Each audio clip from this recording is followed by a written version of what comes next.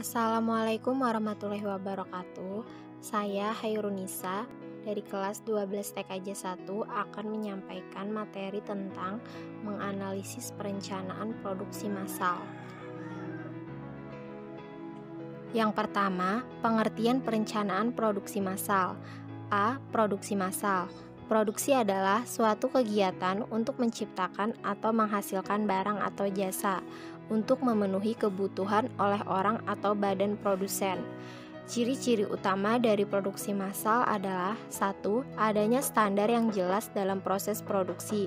2. Memiliki mesin yang bisa memproduksi barang secara terus-menerus dalam jumlah yang banyak. 3. Semua alur produksi bisa berjalan dengan seimbang. 4. Waktu produktif relatif singkat. 5. Dalam penggunaan bahan baku sudah berjalan secara otomatis. 6. Kemudahan dalam kontrol produksi. B. Nilai guna barang. Nilai guna barang adalah sebuah nilai atas manfaat yang diperoleh dari penggunaannya, baik itu bersifat nyata atau tidak nyata. Setiap barang memiliki nilai guna barang tersendiri. Jenis nilai guna barang tersebut diantaranya adalah 1. Kegunaan dasar atau elemen utility, yaitu sebuah benda memiliki nilai berdasar zat penyusunnya atau hal-hal yang bisa langsung dirasakan oleh panca indera manusia. Kedua, kegunaan waktu atau time utility, yaitu barang dapat berubah nilainya pada saat atau waktu yang tepat. Ketiga, kegunaan tempat atau place utility, yaitu suatu barang dapat memiliki nilai yang berbeda ketika barang tersebut dipindahkan dari lokasi awal ke lokasi yang memiliki kebutuhan akan barang tersebut. Keempat, kegunaan bentuk atau form utility, yaitu sebuah benda akan memiliki nilai guna lebih ketika berubah bentuknya. Kelima, kegunaan pelayanan atau service utility, yaitu sebuah benda akan bertambahnya nilainya jika ada jasa pelayanan terhadap barang tersebut. Keenam, kegunaan milik atau ownership service, yaitu suatu barang dapat berubah nilainya ketika pemiliknya berganti. Yang kedua, jenis perencanaan produksi. Perencanaan produksi merupakan perencanaan tentang jenis produk dan jumlahnya yang akan diproduksi oleh sebuah perusahaan dalam satu periode yang akan datang. Perencanaan produksi juga dapat didefinisikan sebagai proses untuk memproduksi barang-barang pada suatu periode tertentu, sesuai dengan yang diramalkan atau dijadwalkan melalui perorganisasian sumber daya seperti tenaga kerja, bahan baku, mesin, dan peralatan lainnya.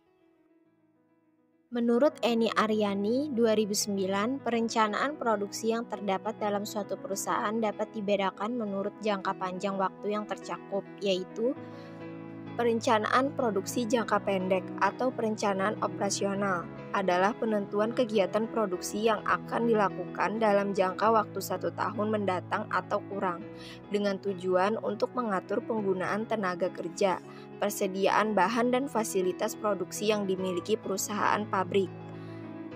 Perencanaan produksi jangka panjang adalah penentuan tingkat kegiatan produksi dengan waktu lebih dari 1 tahun, dengan tujuan untuk mengatur pertambahan kapasitas peralatan atau mesin-mesin ekspansi pabrik dan pengembangan produk atau product development. Ciri-ciri perencanaan produksi sebagai berikut. A. Perencanaan produksi yang menyangkut kegiatan pada masa yang akan datang. B. Perencanaan produksi mempunyai jangka waktu tertentu. C. Perencanaan produksi mempersiapkan tenaga kerja, bahan baku, mesin-mesin, dan peralatan lain pada waktu yang diperlukan. D. Perencanaan produksi harus menentukan jumlah dan jenis serta kualitas dari produk yang akan diproduksi. E. Perencanaan produksi harus dapat mengkoordinasi kegiatan produksi. F. Dalam perencanaan produksi dapat disusun rencana produksi yang baik dan dapat dilaksanakan dengan biaya yang serendah mungkin. Yang ketiga, fungsi dan tujuan perencanaan produksi.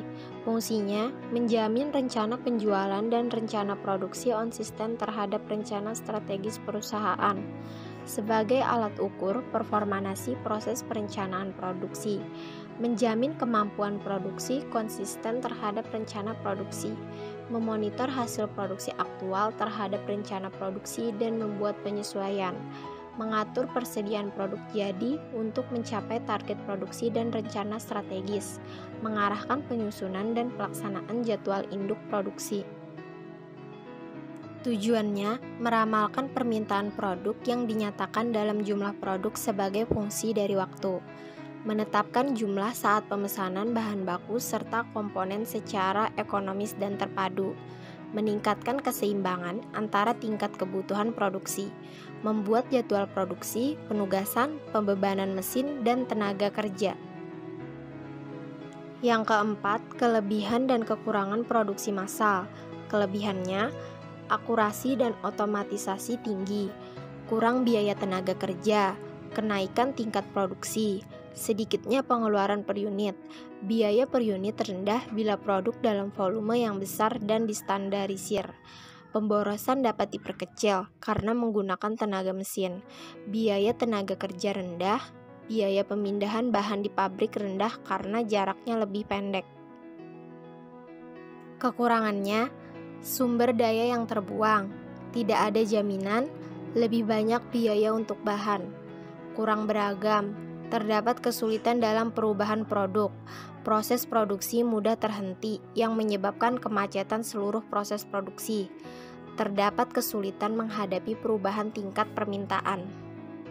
Yang kelima, tahap perencanaan produksi massal, terdiri dari 1. Ide produk, disusun berdasar kebutuhan konsumen. 2.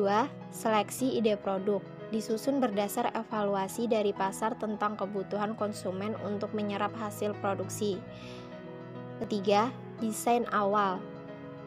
Keempat, purwarupa, mengimplementasikan desain awal menjadi sebuah produk awal yang kemudian dilakukan percobaan pada tahap selanjutnya. Kelima, pengetesan. Keenam, desain akhir. Ketujuh, implementasi, merupakan tahapan akhir pembuatan produk. Yang keenam, indikator keberhasilan produksi massal. Ada 8 hal yang membuat usaha atau bisnis meraih kesuksesan atau keberhasilan. 1. Peluang pasar yang baik. 2. Keunggulan persaingan. 3. Kualitas barang atau jasa. 4. Inovasi yang berproses. 5. Dasar budaya perusahaan. 6. Menghargai pelanggan dan pegawai.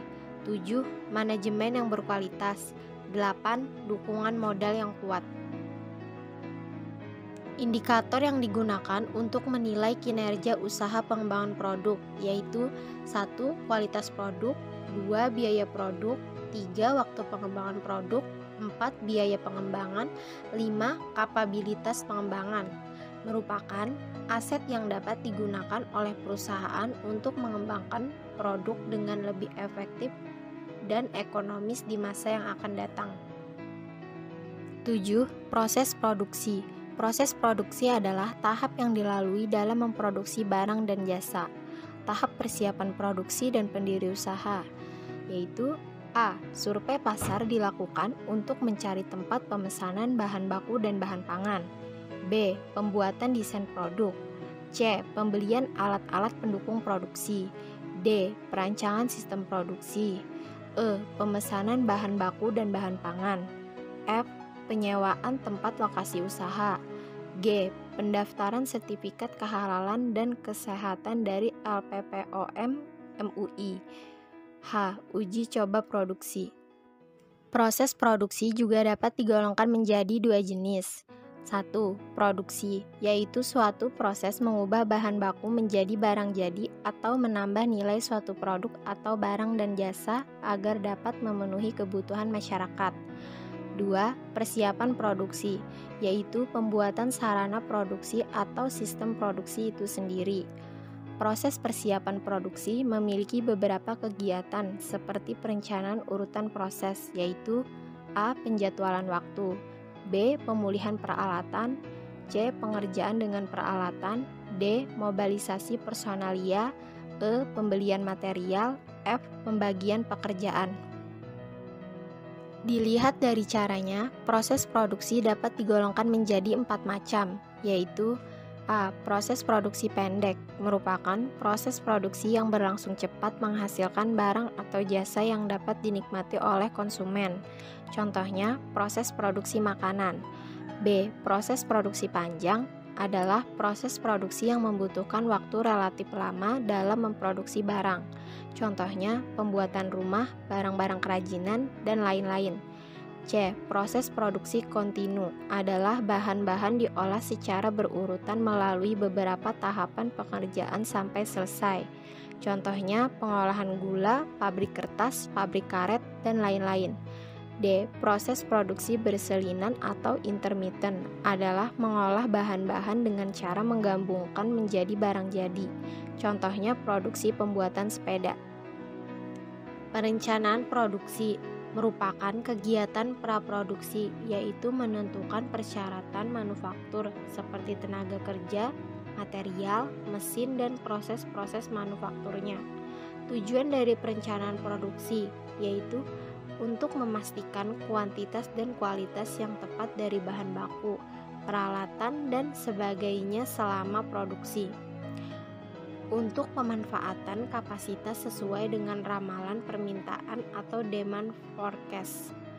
Manfaat perencanaan produksi. Organisasi atau perusahaan dapat mengirimkan produk secara teratur. Pemasok mendapatkan informasi lebih awal tentang kebutuhan bahan baku dan bahan penolong. Dapat meningkatkan efisiensi dalam produksi sehingga mengurangi biaya produksi secara keseluruhan. Pengawasan produksi atau production control. A. Faktor penyimpangan dari perencanaan produksi. 1. Tidak tersedianya bahan baku maupun bahan penolong.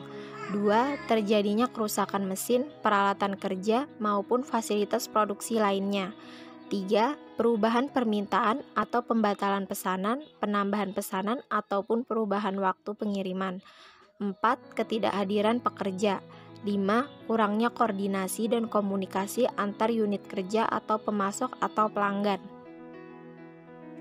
B. Manfaat dari pengawasan produksi. 1. Memastikan kelancaran semua aliran proses produksi. 2. Memastikan penghematan biaya produksi sehingga dapat meningkatkan laba perusahaan. 3. Mengendalikan sumber daya. 4. Mempertahankan standar kualitas melalui siklus hidup produksi. Pengawasan produksi tergantung pada faktor-faktor berikut ini. Sifat produksi atau berorientasi pekerjaan, berorientasi layanan, sifat operasi, dan ukuran operasi. Sekian dari video saya. Terima kasih. Wassalamualaikum warahmatullahi wabarakatuh.